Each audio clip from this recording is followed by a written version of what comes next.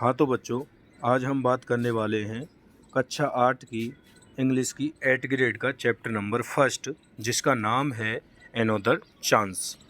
तो बच्चों, इस चैप्टर के सभी क्वेश्चनों को आज हम पूरा करेंगे और समझेंगे अच्छे से। जैसे कि पहला क्वेश्चन दे रखा है, the poem is about. The poem is about. तो इसमें क्वेश्चन का मतलब है बच्चों कि पोएम किसके बारे में लिखी गई है। तो जैसा कि हमने पढ़ा था कि पोएम एनोदर चांस किसके बारे में लिखी हुई है, एनोदर चांस के बारे में पोएम लिखी गई है। तो पहले क्वेश्चन का आंसर हमारा एनोदर चांस हो जाएगा। इसी प्रकार दूसरे क्वेश्चन के बारे में बात करें, the rhyming word for start is. Rhyming का मतलब होता है बच्चों कि जैसी आवाज़ स्टार्ट की निकल रही है, सेम उसी आवाज़ का इनमें से कोई एक वर्ड होगा, उसे क्या बोलेंगे बच्चों, राइमिंग वर्ड बोलेंगे। जैसे कि स्टार्ट प्लांट नहीं मैच कर रहा है, स्टार्ट हर्ट, तो स्टार्ट से हर्ट मैच कर रहा है। तो बच्चों दूसरे क्वेश्चन का आंसर हमारा क्या हो जाएगा, हर्ट हो जाएगा। इसी प्रकार हम बात कर लेते हैं तीसरे क्वेश्चन के बारे में। तीसरा क्वेश्चन है, to make a new start we need. हमें नई शुरुआत करने के लिए किस चीज़ की आवश्यकता होती है। तो ऑप्शन है deep Dzire, good friends, books, little sunshine. यदि हम पोएम के अनुसार देखें तो हमें नई शुरुआत करने के लिए डीप डिजायर की आवश्यकता होती है। तो हमारे क्वेश्चन नंबर 3 का आंसर हो जाएगा डीप डिजायर। अब हम बात कर लेते हैं बच्चों क्वेश्चन नंबर 4 के बारे में। क्वेश्चन नंबर 4 है, right the antonym of the following word.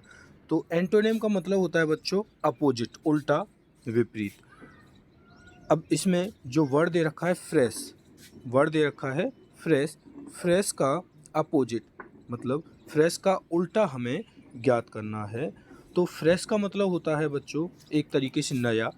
तो नया, इसका अगर अपोजिट एंटोनिम के बारे में बात करें तो एंटोनिम हो जाएगा हमारा टायर्ड हो जाएगा, ओल्ड भी हो जाएगा। आप इन दोनों में से कोई एक वर्ड लिख लेंगे। ठीक है बच्चों, आगे चलते हैं।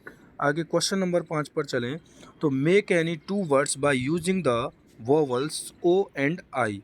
इसमें पूछ रहा है बच्चों कि वोवल ओ और आई को यूज करके कोई दो वर्ड आप बनाइए। तो इस प्रकार के दो वर्ड हो सकते हैं, ऑयल जिसमें ओ और आई दोनों आ रहे हैं, ऐसे ही ओनियन, ओनियन में भी ओ और आई दोनों आ रहे हैं। तो इसीलिए हम क्या कह सकते हैं बच्चों कि हमारा क्वेश्चन नंबर 5 कंप्लीट होता है। अब हम बात करेंगे बच्चों क्वेश्चन नंबर 6 के बारे में।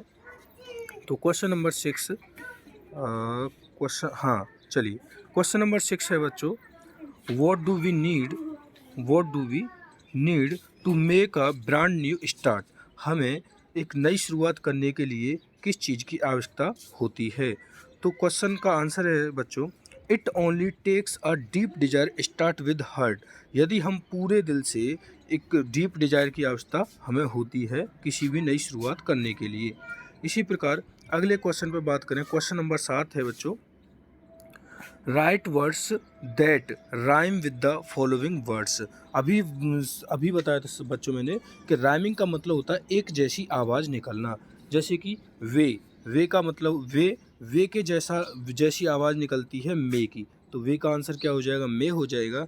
इसी प्रकार विनिंग, विनिंग में जैसी आवाज़ निकल रही है सेम उसी के जैसी आवाज़ निकलती है स्विमिंग में, तो विनिंग का राइमिंग वर्ड हो जाएगा स्विमिंग। अगले क्वेश्चन पर चलें, क्वेश्चन नंबर 8। क्वेश्चन नंबर 8 है, right any word in one stanza of the poem another chance. ये बोल रहे हैं बच्चों कि एनोदर चांस जो पोएम है उसका कोई एक स्टेंजा लिखिए। बच्चों पूरे चैप्टर में जो 4 पार्ट में पूरा चैप्टर लिखा हुआ उन्हें क्या बोलेंगे, स्टेंजा बोलेंगे। तो उन चारों स्टेंजा में से कोई एक स्टेंजा हमें यहाँ पर लिखना है। तो मैंने यहाँ पर लिख दिया है, it does not take a new day to make a brand new start, it only takes a deep desire to try with all over heart. तो बच्चों इसमें आप कोई भी स्टेंजा एक लिख सकते हैं, जैसे कि मैंने एक यहाँ पर लिख दिया है। अब बात कर लेते हैं क्वेश्चन नंबर 9 पर। क्वेश्चन नंबर 9 है बच्चों, according to you what should we do to correct our mistakes. अगर क्वेश्चन बोल रहा है बच्चों कि तुम्हारे अनुसार मिस्टेक्स को सुधारने के लिए क्या करना चाहिए। तो बच्चों सबकी अलग अलग राय होगी, लेकिन इसमें क्वेश्चन में आंसर मैंने लिखा है अकॉर्डिंग टू मी, मतलब मेरे अनुसार। ऐसा ही आप लिखेंगे, according to me we should do to correct our mistakes to take another chance. हमें किसी भी मिस्टेक्स को करेक्ट करने के लिए एक नया चांस की आवश्यकता होती है, जैसा कि पोएम में भी बताया गया है। तो बच्चों अगले क्वेश्चन पर हम बात करते हैं, question number 10। Why should we not think we are through? ऐसा हम क्यों नहीं सोचते हैं कि हम यहाँ से निकल सकते हैं? तो बच्चों हम क्वेश्चन का आंसर हो जाएगा we should not think we are through because for there's always a tomorrow and the hope of starting new. बच्चों हमें ऐसा नहीं सोचना चाहिए। क्वेश्चन का आंसर है we should not think we are through.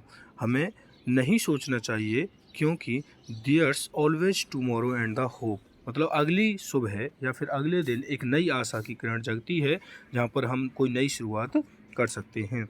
तो इसी प्रकार क्वेश्चन नंबर 11 है बच्चों, what should we do in despair? What should we do in despair? Despair होने के लिए हमें क्या करना चाहिए? तो आंसर है बच्चों we should never give up in despair because there is new tomorrow ahead to do thing new. तो बच्चों आंसर है कि हमें कभी भी अपनी डिज़ायर को गिव अप मतलब त्यागना होता है बच्चों, गिव अप नहीं करना चाहिए। और अगली सुबह मतलब new tomorrow I had to do thing new, तो अगले ही दिन हमें कुछ ना कुछ नया करने को मिलता है। इसी प्रकार क्वेश्चन नंबर 12 है, what moral do you get from the poem another chance? Another chance poem से आपने क्या सीखा, मतलब इसका मोरल क्या है? तो बच्चों आंसर है the poem another chance teaches us to start. जो पोएम अनदर चांस है वो हमें सिखाती है कि us to start only work with great desire. हमें किसी भी काम की शुरुआत एक ग्रेट डिजायर, मतलब ये कि अच्छी शुरुआत कर देनी चाहिए। And complete dedication to forgive others and to keep moving forward in despair. और हमें उस काम को पूरे डेडिकेशन से करना चाहिए कंप्लीट करने के लिए। ठीक है बच्चों, अगले क्वेश्चन पर हम चलते हैं। अगला क्वेश्चन है question number 13, look at this picture and answer the questions given below. तो क्वेश्चन नंबर 13 जो है उसमें आपको पिक्चर को अच्छे से देखना है और उस पिक्चर में से देख करके क्वेश्चनों के आंसर देने हैं। तो जैसा कि पहला क्वेश्चन है, the picture shows us a. Picture हमें क्या दर्शाती है? फार्म, जंगल, हाउस, पाउंड।